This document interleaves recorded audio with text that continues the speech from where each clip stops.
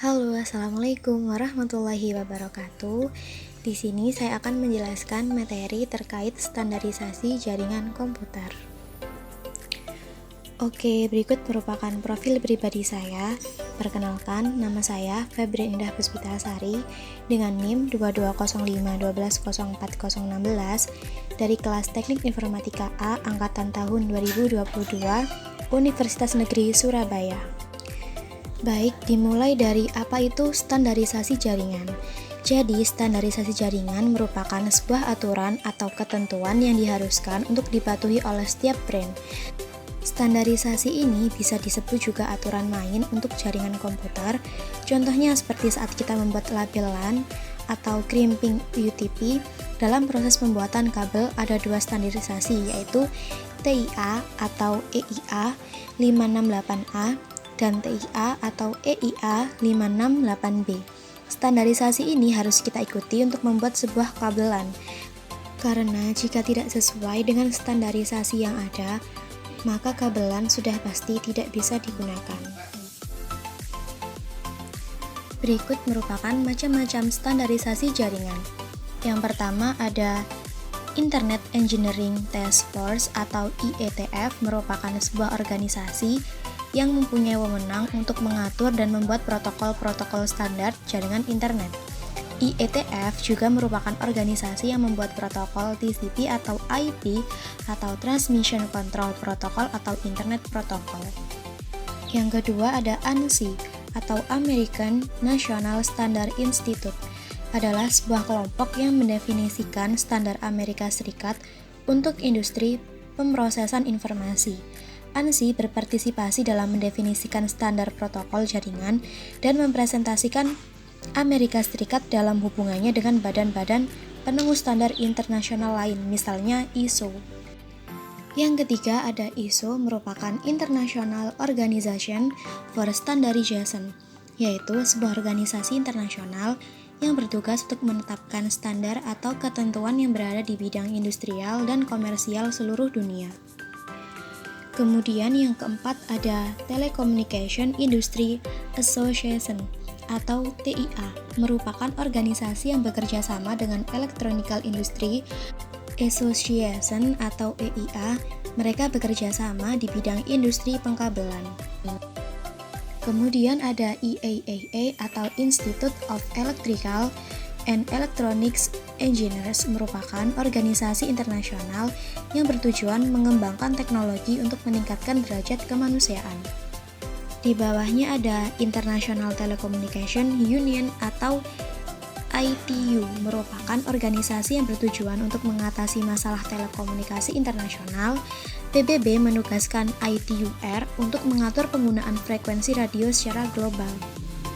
Lanjut ada ECMA, European Computer Manufacturer Association, atau lembaga ini merupakan perkumpulan orang Eropa yang mengeluarkan standar dalam sistem teknologi dan informasi. ECMA Internasional adalah lembaga yang mengeluarkan standarisasi dalam ECMAScript, sebuah standar yang mengelola JavaScript. Kemudian ada The World Wide Web Consortium atau W3C, merupakan sebuah lembaga konsorsium yang membuat dan terus berobservasi dalam pengembangan teknologi web, mencakup XML, HTML, dan aplikasi-aplikasi lain yang sering digunakan dalam dunia website. Oke, dari macam-macam standarisasi jaringan yang sudah kita pelajari tadi, di sini aku mau menjelaskan mengenai OSI, 7 model OSI layer. Yang pertama ada application pada layar ke-7, yang kedua ada presentation pada layar ke-6, yang ketiga ada session pada layar ke-5, yang keempat ada transport pada layar ke-4, yang kelima ada network pada layar ke-3, yang keenam ada data link pada layar ke-2, dan ada physical pada layar ke-1. Baik, kita bahas dari yang pertama, yakni application layer atau lapisan ke-7.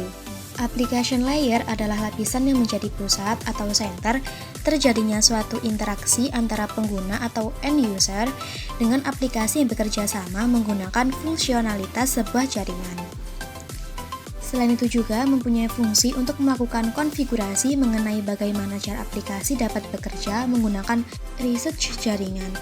Contoh beberapa service dan protokol yang berada pada application layer adalah HTTP, SMTP, FTP atau File Transfer Protocol, NFS, dan lain-lain.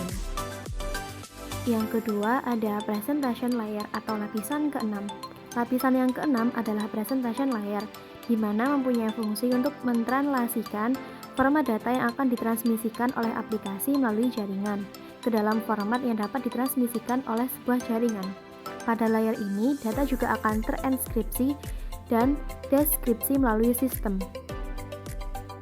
Contoh protokol yang berada pada presentation layer adalah MIME, SSL atau Socket Share, TLS, Redirector Software atau contohnya Windows NT, Network Shell atau Remote Desktop Protocol atau RDP dan lain sebagainya. Yang ketiga ada session layer atau lapisan kelima.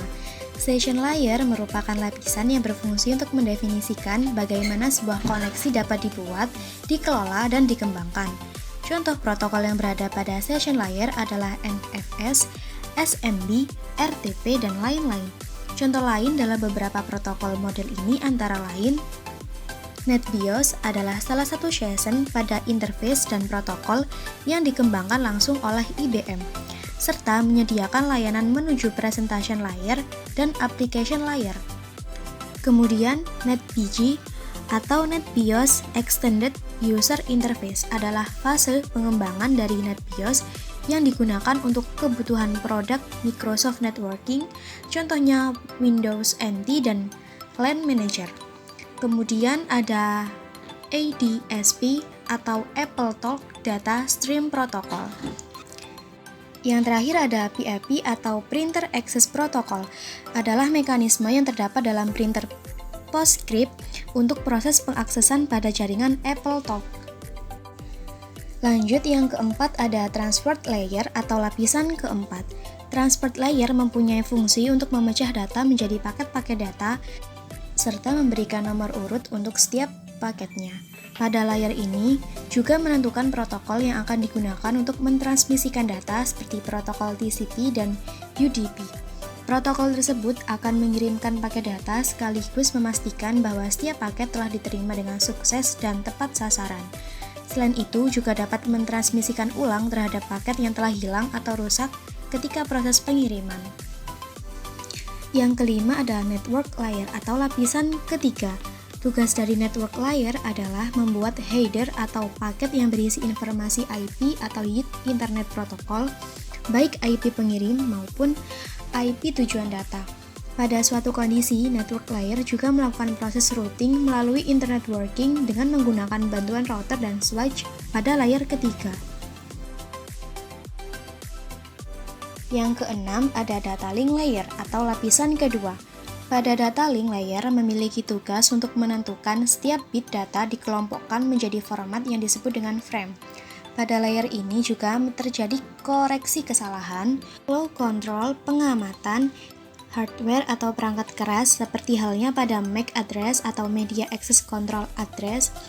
Untuk spesifikasi IAAA 802 dapat membagi tingkatan menjadi dua level, yaitu lapisan Media Access Control atau MAC dan lapisan Logical Link Control atau LLC. Fungsi dari LLC adalah mampu menyiapkan proses transmisi kembali dari kegagalan paket saat terindikasi. Selain itu, fungsi dari lapisan MAC adalah mampu mengkoordinasikan proses akses langsung terhadap physical layer dengan metode media access control-nya. Yang terakhir yakni physical layer atau lapisan ke-1. Model OSI layer yang terakhir dan yang paling utama adalah physical layer. Fungsinya adalah untuk mendefinisikan media transmisi jaringan, sinkronasi bit, metode pensinyalan, serta membangun arsitektur jaringan seperti Ethernet, pengkabelan, dan topologi jaringan. Mampu mengkoordinasikan proses akses langsung terhadap physical layer dengan metode media access control-nya. Oke, baik, mungkin itu saja yang dapat saya sampaikan. Kurang lebihnya saya mohon maaf. Semoga yang saya sampaikan dapat bermanfaat. Saya akhiri. Wassalamualaikum warahmatullahi wabarakatuh.